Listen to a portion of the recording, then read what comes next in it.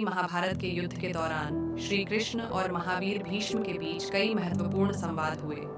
इन संवादों में धर्म, कर्तव्य और युद्ध की नीतियों पर गहन चर्चा हुई। विशेष रूप से कुरुक्षेत्र युद्ध में भीष्म पितामह कौरवों के सेनापति थे और उनकी वीरता और युद्ध कौशल के कारण पांडवों के लिए उन्हें हराना बेहद कठिन था। भीष्म का प्रण और श्री कृष्ण का आक्रोश। जब भीष्म पितामह ने युद्ध में अपनी संपूर्ण शक्ति और कौशल का प्रदर्शन किया तो उन्होंने पांडवों की सेना को भारी क्षति पहुंचाई। उनकी शक्ति को देखकर श्री कृष्ण स्वयं क्रोधित हो गए। एक अवसर पर जब भीष्म ने अर्जुन पर अत्यधिक आक्रमण किया तो श्री कृष्ण ने अपने क्रोध में शस्त्र न उठाने की प्रतिज्ञा तोड़ने का निर्णय लिया।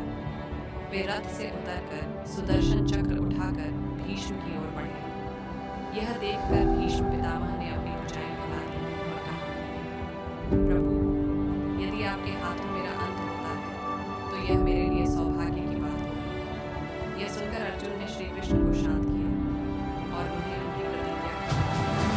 भीष्म का सुझाव युधिष्ठिर को भीष्म पितामह, जो धर्म और कर्तव्य के ज्ञाता थे, यह जानते थे कि कौरवों की ओर से लड़ते हुए वे गलत पक्ष का साथ दे रहे हैं। एक समय युधिष्ठिर ने उनके पास जाकर पूछा कि उन्हें कैसे हराया जाए। भीष्म ने स्पष्ट रूप से उत्तर दिया, जब तक मैं जीवित हूँ मुझे कोई हरा नहीं सकता, लेकिन यदि आप मेरी मृत्यु चाहते हैं तो शिखंडी को मेरे सामने खड़ा करें। मैं शिखंडी पर शस्त्र नहीं उठाऊंगा। शिखंडी, जो पिछले जन्म में अम्बा थी, भीष्म से बदला लेना चाहती। इस कारण भीष्म ने शिखंडी के सामने शिकार डाला। भीष्म का शरशैया पर श्री कृष्ण से संवाद। जब भीष्म पितामह शिखंडी और अर्जुन के तीरों से घायल होकर शरशैया पर गिरे तो उन्होंने श्री कृष्ण से गहरी चर्चा की। उन्होंने श्री कृष्ण से धर्म, कर्तव्य और जीवन मरण के रहस्य पर चर्चा की। श्री कृष्ण ने उन्हें ज्ञान प्रदान किया और उनकी सभी शंकाओं का समाधान किया।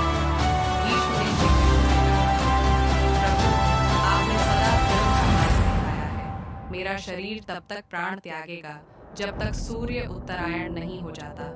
कृपया मुझे तब तक शांति और ज्ञान प्रदान करें। इन संवादों का महत्व श्री कृष्ण और भीष्म पितामह के बीच के संवाद धर्म, नीति और युद्ध कौशल के सर्वोत्तम आदर्श प्रस्तुत करते हैं। ये हमें यह सिखाते हैं कि भले ही हम किसी पक्ष में हों, सत्य और धर्म का पालन करना सर्वोपरि है।